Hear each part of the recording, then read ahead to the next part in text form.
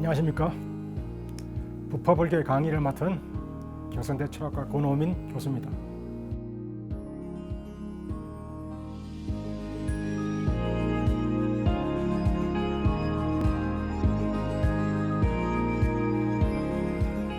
부파불교 오늘은 두 번째 시간으로 부파분열의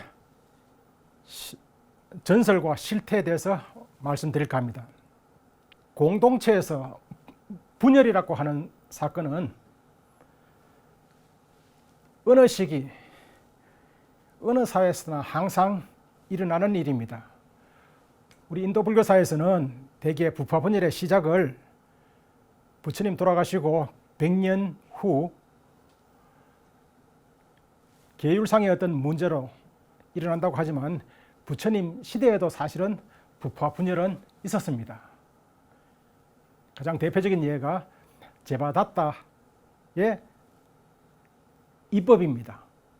제바다tta라고 하면 대개 불교에서는 아자타스트루, 아자세 왕과 함께 악인의 상징으로 불리고 있지만 현장 스님이 인도에 가셨을 때 여전히 데바다tta를 따르는 무리들이 있었다 그럽니다. 데바다tta의 이법이라고 하는 것은 대개 전성에 따라 약간의 차이는 있지만 5법입니다.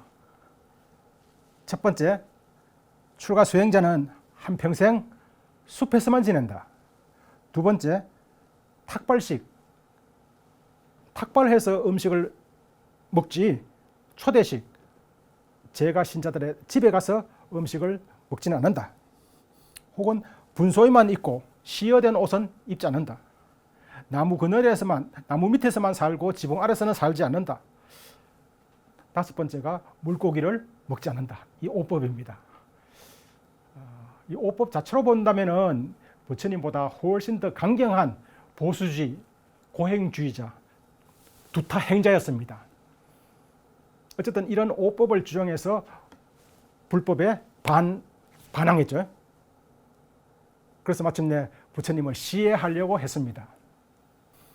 부처님 시대에 일어난 대표적인 파성 사건입니다. 이것을 대개 이러한 파성을 제가 저번 시간에 말씀드린 파성의 두 가지 형태, 파법륜성, 부처님의 정법을 파괴한 행위. 두 번째, 파갈마성, 성단 행사를 함께 하지 않은 행위. 둘 중에 어디에 속할까요? 대개 율장에서는 첫 번째 파법륜성에 포함시킵니다. 그런데 대중부의 율장인 대중부는 좀 진보적인 부파를 할 수 있습니다. 대중부 율장에서는 데바다tta의 파성은, 데바다tta의 성가 분열은 부처님의 법을 파괴시킨 것이 아니라 이 법을 주장하는 것은 좋지만 그 이후 갈마, 교단 행사, 포사를 함께 하지 않았기 때문에 파성이다. 이렇게 말하고 있습니다. 부처님 시대 고산비라고 하는 곳에서도 아주 대표적인 파성, 성가 분열 사건이 일어납니다. 문제의 시작은 화장실 사용할 때 물에 벌레가 있어서 좀 조심하라 이런 의미에서 거기다가 어떤 비구가 풀을 얹어놨는데 이후에 들어온 그 화장실을 사용한 비구가 화장실 사용한 이 청정수에 누가 풀을 얹어놨어. 어쨌든 이런 사소한 문제로 발단이 돼서 나중에 급기야 불설, 비불설 내지 정법, 비법 이런 문제로 파급돼서 성가 전체로 번진 그런 사건입니다. 율장에서는 가장 대표적인 성가 분열 사건이기 때문에 이것을 대표적인 사례로 고산비 챕터 이런 이름으로 고산비 근도라는 이름으로 이 이야기가 편입되어 있습니다. 여기 제시된 처방이 세 가지였습니다. 전번 시간에 말씀드린 현전비니, 담역비니, 여초부지비니, 여초부지비니까지 제시됐다고 하는 이 사실을 볼 때 이미 성가가 분열한 겁니다. 부처님은 이런 성가 분열 사건에 적극 개입하지 않습니다. 절대로 개입하지 않습니다. 법, 비법의 판단은 오로지 제가 신자와 출가 수행자들 사부가 알아서 판단할 문제다. 이렇게 이야기를 합니다. 또 그리고 1차 결집이 마친 후에 뒤늦게 도착한 뿌라나 10대 제자 중에 한 분이죠. 그분은 1차 결집의 사실을 승인하지 않았어요. 나는 받아들일 수가 없다. 나는 독자적으로 성전을 편찬할 것이다. 이거 역시 교단의 분위기로 볼 수 있습니다. 혹은 현장 스님의 대당세기 이야기 같으면 1차 결집을 끝내고 1차 결집은 왕사성에서 아란에 이른 500명의 장로들이 모여서 결집을 했습니다. 이를 믿지 못하는 일반 대중들, 그렇게 만 명의 대중들이 따로 모여서 별도로 결집을 했다 그래요. 그래서 상자부와 대중부가 분열을 하였다. 상자는 장로요. 장로들의 불교와 그에 반하는 대중들의 불교, 만 명의 비구들의 불교, 이렇게 해서 불교가 분열했다. 이런 이야기를 전하고 있습니다.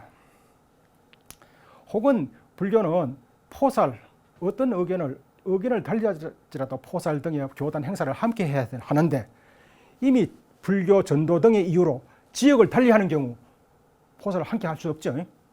그래서 불교의 전파 지역이 확대됨에 따라서 교단은 자연적으로 분열했다고 볼 수가 있습니다. 예, 이처럼 부파 교단의 분열은 아닐지라도 이미 분열의 조짐은 부처님 제세 시절에도 이미 있었습니다. 그러나 우리 불교 사회에 전하는 부파 분열에 관한 전설 두 가지는 대개 남쪽으로 전해진 버전이 있고요. 그래서 남전이라고 합니다. 북쪽으로 전해진 버전 두 가지가 있습니다. 남쪽으로 전해진 버전은 상자부에서 전하는 전설입니다. 이 전설은 제2차 결집과 관련이 있습니다. 부처님 돌아가신 이후에 100년이 지날 무렵 서방의 장로 야사라는 분이 중인도 마가다의 밭지 비구들 출신들이 금과 은을 수납하는 등 율장에 어긋나는 10가지 사안을 시행하고 있는 것을 보았습니다. 그 10가지 사안이라고 하는 것이 첫 번째 각염정, 그 이름을 사분율에 근거해서 한번 읽어보면 각염정, 이지정, 타취락정, 주처정, 수의정, 구주정, 생화합정, 음사루가정, 무연자구정, 그리고 금원정입니다. 첫 번째 각염정이라는 것은 각염, 그야말로 솥불에다가 소금을 저장하는 겁니다. 원래 출가 수행자들은 삼위일발, 뭔가 무소유거든요. 특히 먹는 음식은 절대 그날을 넘겨서는 안 됩니다. 그런데 이 밭지 비구들은 소금을 솥불에 저장하더라는 거예요. 당연히 이것은 비법, 불법입니다. 그러나 밭지 비구들은 이들을 정법으로 이해를 했습니다. 두 번째 이지정은요, 손가락 두 마디, 그러니까 오불식임에도 태양이 정오, 남중hen 그때까지만 먹을 수 있고 그 이후는 먹을 수 없음에도 손가락 두 마디 정도 서쪽으로 옮겨갈 때까지는 괜찮다, 합법이다, 뭐 이런 뜻입니다. 그러나 서방의 장로 야사는 이미 율장에서 오후 불식, 오후 이후는 절대로 먹을 수는 없다, 이 규정을 어긴 것이기 때문에 이것은 비법이다. 세 번째 타취락정은 한 마을에서 탁발을 하고 나서 그 음식을 섭취한 다음에 다시 다른 마을에 가서도 탁발을 할 수 있다, 뭐 이런 내용입니다. 주처정은 어떤 지역에 거주하는 이들은 교단 행사 때, 예를 들어 포살이라든지 수계식이라든지 이런 교단 행사 때 전부 다가 모여야 됩니다. 그런데 혹 장마라든지 이런 홍수라든지 뭐 이런 천재지변에 의해서 올 수가 없으면 별도로 포살을 행해도 괜찮다, 이런 조항입니다. 다섯 번째 수의정이라는 것은요, 원래 성가회의는 가반이 돼야 되는데 혹 참여하지 못한 이들의 의사를 이미 미리 짐작해서 그 뜻을 살펴서 그것을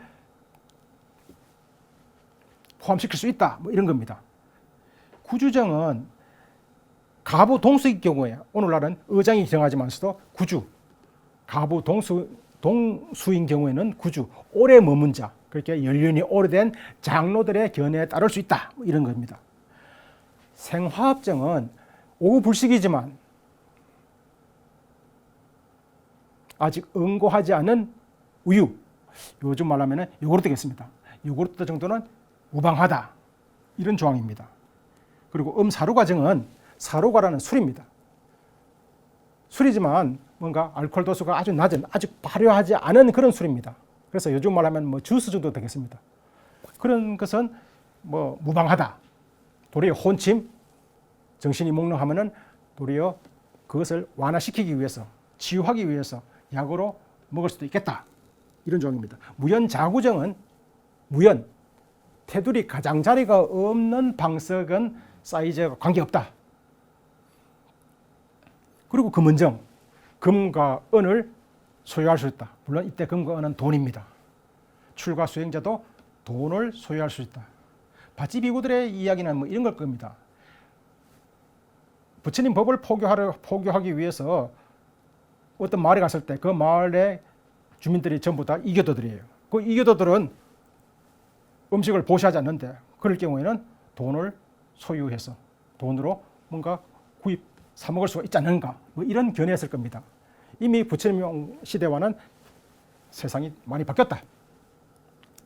아무튼 보수적인 장로 야사는 이를 합법으로, 정법으로 승인할 수가 없었어요. 이는 사분율에 하면은 지난 시간에 말씀드린 대로 이런 내용은 경에도 없고 율에도 담겨 있지 않으며 법성에도 어긋나는 일이다. 이렇게 비법으로 배척했습니다. 그리고 새로이 경전을 편찬해야겠다.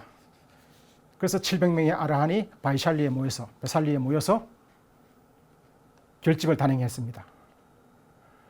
여기까지가 제2차 결집의 전설입니다. 모든 율장에서는 이 전설을 다 전하고 있습니다. 700근도라에서 한 챕터로 이 이야기를 전하고 있습니다. 그런데 남방 상자부에서 전하는 역사서, 디파밤사, 우리말로 하면은 도사입니다. 섬의 역사, 섬의 이야기, 이렇게 스리랑카 역사서입니다. 혹은 마밤사, 대사, 이 두 역사서에서는 이 후의 이야기를 전하고 있습니다. 이 후의 이야기라고 하는 것이 바찌비구들도 별도로 대결집을 단행했다는 겁니다. 그럼으로써 불교 교단이 마침내 대중부와 상자부, 상자부와 대중부로 분열하게 되었다는 겁니다. 그런데 여기는 한 가지 사실 의문스러운 점이 있습니다. 무엇인가 하면 바찌비구들이 대결집을 단행했다. 그들이 대중부가 되었다 그랬습니다. 그런데 실제 오늘날 전해지는 대중부 율장 마승규율에서는 이 14가 합법이 아닙니다. 역시 비법입니다. 불법입니다. 그렇다면 제2차 결집과 관련해서 이런 전설을 지어내고 전승한 것은 결국 상자부에서 자파의 정당성을 확보하기 위해서 이런 전설을 만들어냈다고 볼 수 있겠습니다.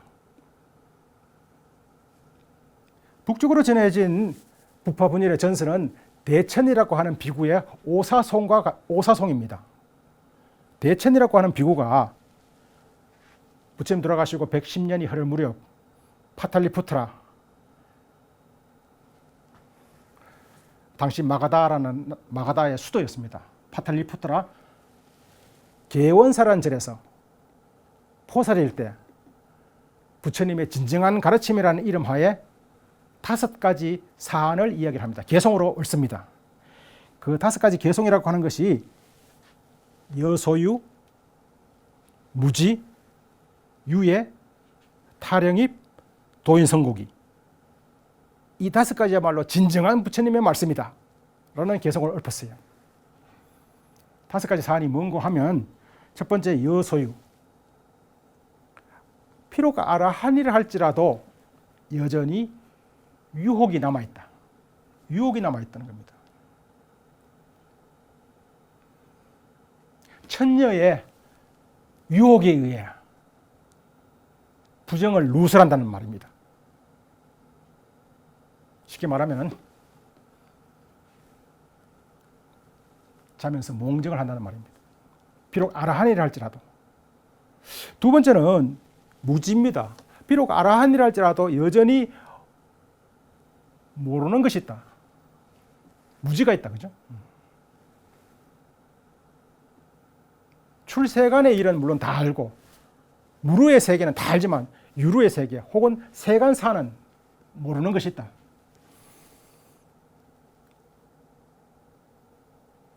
어떨까요? 아라한은 시장에 소금 한 말값 알까요? 대개 아라한에 붙여지는 칭호가 부처님을 부처님도 아라한이죠. 그래서 일체지입니다. 모든 것을 다 아는 자. 당연히 세간, 출세간 다 알아야 할 것인데 아라한 무지하다. 세간사에 대해서는 무지하다. 세 번째가 유해입니다. 유해는 의혹입니다. 여전히 의혹이 남아있다. 세간사에 대해서는 의혹이 남아있다. 타령이라고 하는 것은 타령입, 다른 이에 의해서 뭔가 도의 세계로 들어간다. 깨달음의 세계에 들어간다.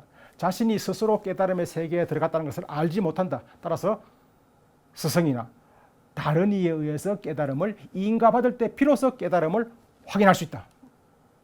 이런 말입니다. 동아시아 불교에서는 사실 이런 전통이 있죠. 도인성곡이라고 하는 것은, 도라고 하는 것은 소리로 인해서 생겨난다. 뭔가 외침에 따라서 도가 생겨난다. 그죠? 그래서 아 괴롭다 이렇게 외침으로써 괴로움에 대한 진리를 증득한다는 겁니다. 아무튼 아라한도 이런 5가지에 저촉되는 이것이야말로 진정한 부처님의 가르침이다. 사실 이 말을, 이런 이야기를 이런 공개장에서 상당히 하기가 사실 쉽지 않습니다. 왜냐하니까 이것은 아라한이라고 하는 이는 불교에서 성자 중에 성자거든요. 초기 불교 시대 혹은 부파불교 시대 불교도들의 최고의 목적은 열반이었고요. 열반은 대개 협의로 일체 번뇌를 다 끄는 자, 그런 일을 아라한이라 했거든요. 그런데 아라한은 이런 유혹이 남아있고 천녀의 유혹에 의해서 몽정을 한다든지 무지하다든지 의혹이 있다든지 자신이 스스로 깨달은 바를 알지 못하고 다른 이로부터 그 깨달음을 얻었다는 것을 인가받는다든지 혹은 도는 스스로 통찰에 의해서 깨달음에 의해서 얻는 것이 아니고 괴롭다고 외침으로써 얻어진다고 하는 이런 사실을 기존의 상자 현성들은 이해 받아들일 수가 없었거든요. 그래서 대천파와 기존의 장로들, 상자 현성파 사이에 큰 대립이 일어났습니다. 여기서도 여전히 제가 지난번에 말씀드린 3가지 대처법, 현전비니, 담력비니, 여초부지 결국 투표를 했어요. 다수결에 의해서 투표를 했지만 대천파가 승리를 했습니다. 현성파는 스스로 우리는 대천파와 함께 할 수 있다 해서 별주 스스로 별도로 머물러 했어요.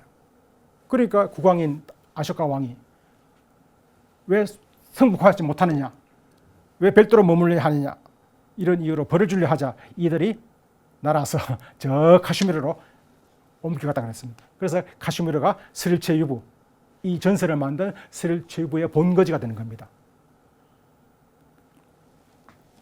이런 전설은 상당히 사실은 악의적이죠. 대천이라는 자가 스스로 아라한을 자칭하면서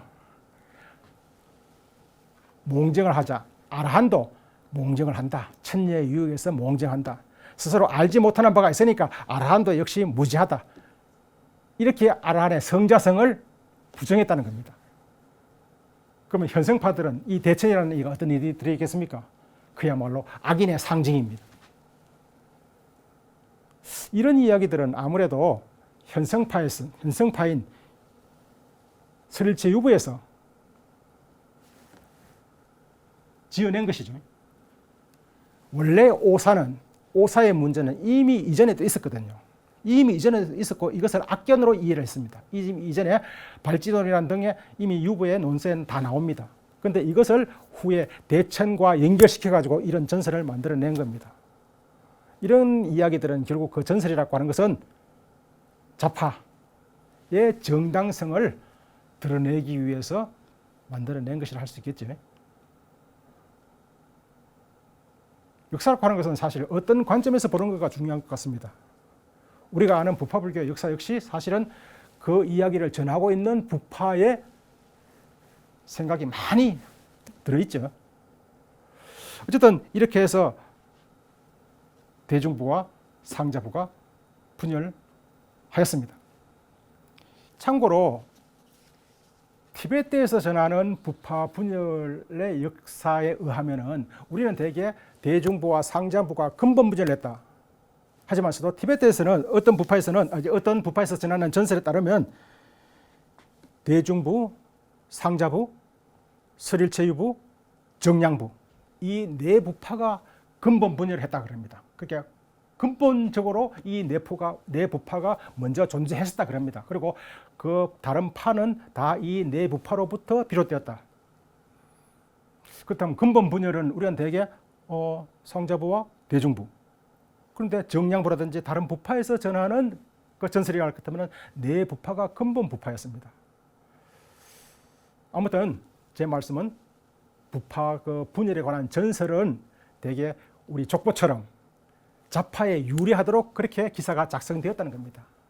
그것을 믿지 않을 수도 없지만서도 사실은 그것을 그대로 사실로 받아들이기는 어렵습니다. 아무튼 우리 동아시아에 알려진 그 부파 전설에 관한 이야기는 이부 종륜론, 설일체 유부에서 전승한 버전들입니다.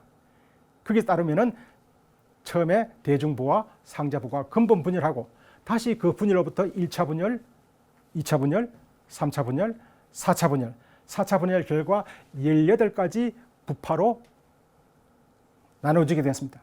그래서 대개 부파불교 그러면은 18개 내지 20개 부파로 분열한 시대 이렇게 말합니다. 부파는 결국 법과 부처님의 법과 율에 대한 견해 차이로부터 비롯되었습니다. 혹은 유력한 서성에 따라서 혹은 지역적인 분포에 따라서 분열되기도 합니다. 그래서 부파 명칭은 대개 부파의 사상을 전하는 그것은 대개 자신들의 성전을 전하는 두 부파밖에 없지만 설일체유부와 상자부밖에 없지만 그 밖의 부파는 대개 다른 부파에서 전하는 그 부파를 비판하기 위해서 다른 부파에서 전하는 사실만 가지고 그 부파에서 뭘 주장했다는 것을 우리는 알 수 있습니다. 대개 부파 분열은 부파는 18개 내지 20개 부파를 했지만 사실상 그 부파의 명칭만으로 본다면 한 50여 부파가 있었습니다. 그 50여 부파가 구체적으로 뭘 주장했는지는 사실 잘 좀 알려지지 않습니다. 대개 그 부파라고 하는 그 부파의 명칭은 네 가지로 생각해 볼 수 있겠습니다. 대개 교단 형태에 따른 명칭. 이를테면 상자부는 상자란 말은 때라 장로라는 뜻입니다. 장로들의 불교라는 이름으로 불린 것이 상자부입니다. 대중부는 대중이니까요. 많은 구성원들이 그 견해에 찬동하는 구성원들이 많다 이 뜻입니다. 그렇죠? 대중들에 의한 불교. 대중부. 혹은 대개 부파의 명칭은 부주, 그 부파의 지도자, 리더의 이름입니다. 예를 들면은 다문부, 인도말로 바후스르티야라는데 바후스르티야, 다문. 그 장로의 이름이 다문이었습니다. 혹은 법상부, 달못따라, 법상이란 장로를 따르는 이들 이 뜻입니다. 현주부, 바우드르야나라 그러는데요. 그 현이라고 하는 현자의 후예들 이런 뜻입니다. 현자의 후예들. 그리고 법장부, 달마굽타, 법장이라는 리더를 따르는 이들 이런 뜻입니다. 화지부도 마찬가지입니다. 마이사사카. 마히사라고 하는 돼지의 아들, 뭐 이런 이름을 갖는 마히사를 따르는 이들. 그래서 화지부라고 했습니다. 화지부, 마히사, 마히사삭한데요. 인도말로는 마히사를 중국 사람들이 화지 이렇게 번역한 겁니다. 음광부는 카샤피아, 가습의 뜻이 음광입니다. 이렇게 음광, 가습을 따르는 이들, 뭐 이런 뜻입니다. 혹은 지명 이름에 따라서, 지명에 따라서 이름을 붙이기도 합니다. 제다삼부, 밀린삼부, 혹은 독자부라는 부파는 자아를 주장했는데, 독자부라고 하면, 독자라고 하는 것은 되게 바자, 밤사입니다. 밤사라고 하는 지역의 비구들, 이런 뜻입니다. 혹은 자신들의 특수한 교리에 의해서 부파 명칭을 설정하기도 합니다. 뭐 가장 대표적인 것이 일설부라고 하는 것은 일설, 진짜 부처님은 한 말씀으로 일체법을 설하셨다, 뭐 이런 의미에서 일설부라고 그랬었고요. 설출세부는 오로지 세간의 모든 법은 거짓이고 오로지 출세간의 법말이 진실이다, 뭐 이런 의미에서 설출세부라고 그랬습니다. 혹은 설가부는요, 일체법은, 일체 모든 법은 다 가설이다, 언어적 개념일 뿐이다, 이런 사실을 주장했기 때문에 그 부파 이름이 설가부였습니다. 북쪽으로 전해진 부파불교 가운데 가장 대표적인 부파, 그리고 현장 스님이나 의정 스님이 인도 체제할 무렵에 가장 그 번성했던 부파가 설일체유부인데, 설일체유부는 일체법이 실제한다고 주장하는 부파, 뭐 이런 뜻입니다. 뭐 정량부도 자아를 주장하는 부파로서 그 당시에 흔히 4대 부파, 상자부, 대중부, 설일체유부, 정량부, 이 네 부파가 세력이 가장 강성했습니다. 이 정량부는 정량, 올바른 지식을 따르는 이들, 이런 뜻입니다.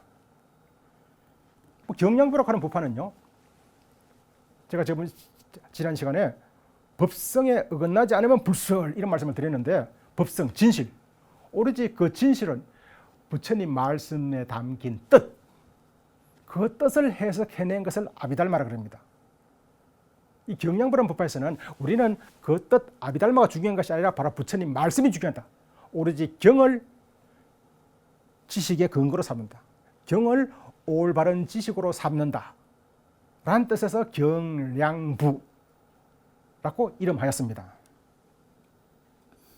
아무튼 이런 여러 부파들 중에서 유력했던 부파도 있고 뭐 약소했던 부파도 있었습니다.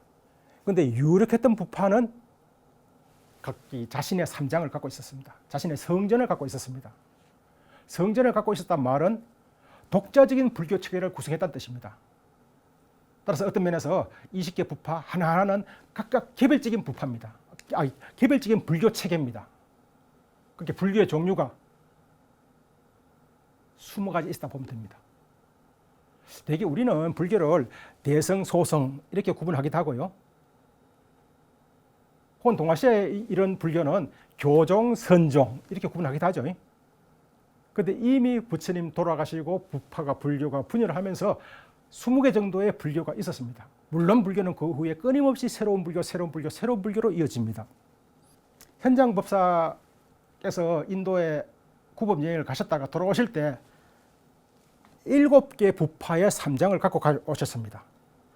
그 7개 부파라는 것이 상자부, 대중부, 정량부, 화지부, 법장부, 설일체유부, 음광부. 그런데 애석하게도 이 중에 아무것도 번역을 하지 않고 다 산일되어 버렸어요.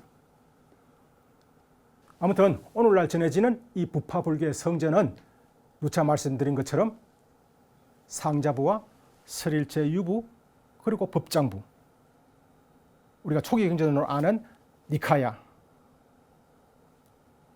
장부, 디가 니카야, 마찌마 니카야 중부, 상응부, 삼미타 니카야, 그리고 소부, 운다카 니카야, 이런 5 니카야는 사실 상자부에서 편찬한 경전입니다. 그리고 사암, 4가지 아함, 장아함, 장아함은 법장부에서 전승한 경전이었습니다. 그리고 중아함과 잡아함은 설일체유부에서 전승한 경전이었습니다. 정일아함은 소속 불명입니다. 경장은 대개 성전, 불교 성전에서 경율론, 경장은 이렇듯 세 부파에서 전하는 경이 남아있지만 율장은 6부파에서 전하는 율장이 남아있습니다. 상자부에서 전하는 율장은 물론 남아있고, 그죠?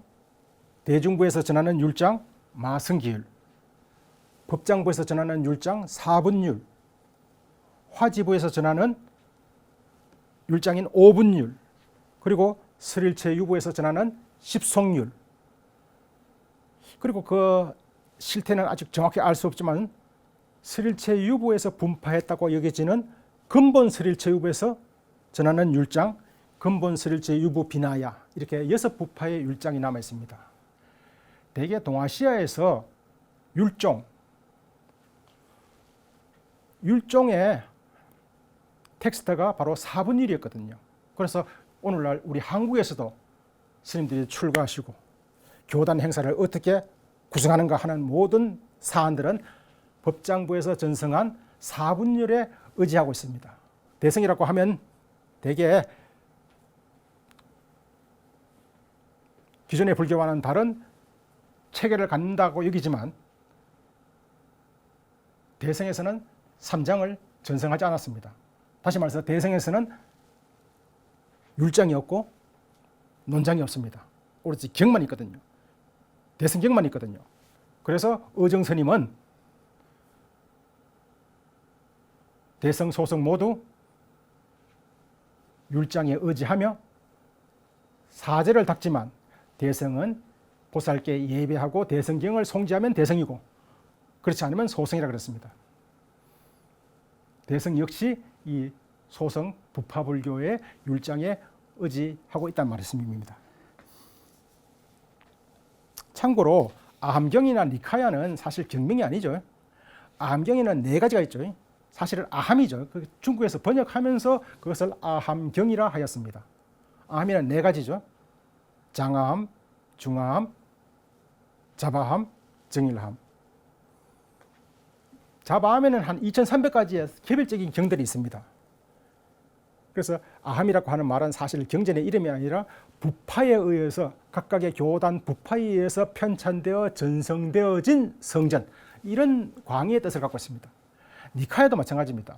니카야도 경전의 이름이 아니고 니카야, 부파에서 특정의 부파에서 특정의 부파를 니카야라 하기도 하고요. 그 부파에 의해서 편찬 전성된 성전을 니카야라 하기도 합니다. 따라서 니카야는 각각의 경전 이름이 따로 있는 것입니다. 그리고 경율론, 논장은 개별론이 여러 있기는 있지만 한 세트로, 완전한 세트로 남아있는 것은 경장과 마찬가지로 상자부와 설일체유부 2부밖에 없습니다. 대개 각각의 부파에서는 내용은 다르지만 7가지 논이 근본 아비달마로 불립니다. 그래서 이 시대 불교를 부파불교로 하기도 하지만 교단사적으로는 부파불교, 혹은 그 부파불교에서 규정한 교리가 대개 아비달마에서 해석됐기 때문에 아비달마 불교, 혹은 대성이 일어나면서 기존의 불교를 소성으로 폄하했기 때문에 소성불교, 이렇게 불리기도 하는 것입니다.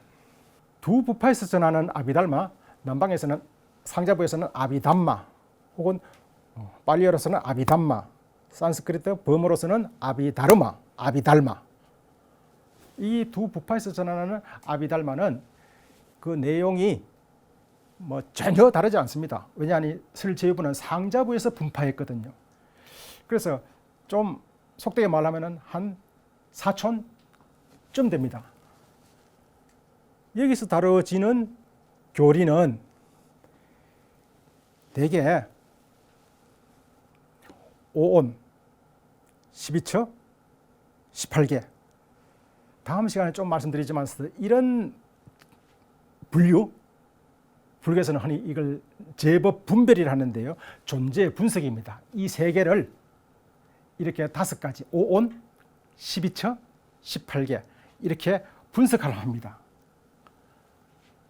존재의 분석, 그리고 12연기의 유전과 환멸, 12연기, 우리의 세계, 이 세계라고 하는 것은 유정세간, 기세간이 있는데 유정은 어떻게 생사윤회를 하는가, 어떻게 생사윤회에서 벗어나는가, 그것이 12연기의 유전과 환멸입니다.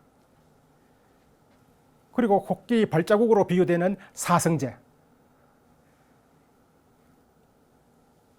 모든 교리를 종합한 것이 사성제거든요. 그리고 사성제라고 하는 것은 말 그대로 네 가지 거룩한 진리라기보다는 바로 성자들의 진리이기 때문에 성제입니다. 네 가지 성제, 오로지 이 네 가지 진리에 대한 통찰과 통찰에 의한 성과, 과유의 획득, 뭐 이런 것에 대해서 아비달마에서는 설명을 합니다. 자세하게 해석을 합니다. 제가 방금 말씀드린 이 6가지 갈래 어디서 많이 들어보시지 않았나요? 바로 반야신경에서 말하는 바로 6가지 갈래입니다. 반야신경에서는 여기다 다 무자를 붙이죠. 공중무색 무수상행식 오온입니다. 오온이 무다, 바로 무자성공이라는 뜻입니다. 아비달마에서는 이런 존재에 대해서 세세하게 탐구를 합니다. 그리고 그 탐구를 놓고 여러 부파들이 서로 논쟁, 토론했습니다. 여기에 대성 역시 참여를 합니다. 사실상 그 당시에 문제는 대성, 소성, 입장은 다르지만 문제는 같았습니다. 대성 반야 공간에서는 제법의 무자성 공을 주장하죠. 그런데 이 제법, 혹은 일치법이라 하기도 하고요, 바로 이 제법을 어떻게 분석하고 이해할 것인가 하는 것이 당시에 가장 큰 논쟁거리였습니다. 이런 제법의 분석, 제법과 관련된 논쟁에 대해서는 다음 시간에 자세히 말씀드리도록 하겠습니다. 경청해 주셔서 대단히 감사합니다.